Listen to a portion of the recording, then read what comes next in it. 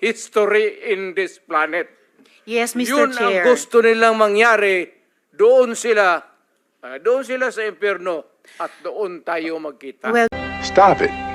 Get some help. Mr. Chair, wala namang jurisdiction ng Senado sa impyerno. Dito lang sa bansa natin pwede tayong mag-investigate. Ba't doon tayo pupunta? Well, wala po akong ambisyon pumuntang impyerno pa. Ako pa rin yung presidente ng impyerno. Ako pa rin yung presidente ng impyerno. Ngayon ko lubos na naunawaan bakit ganito yung mga actuation and demeanor ni VP Sara.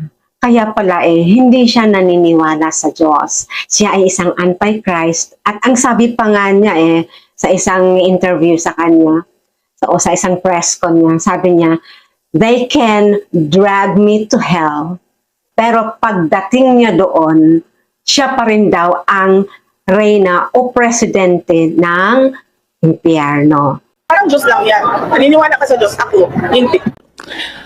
They can drag me to hell.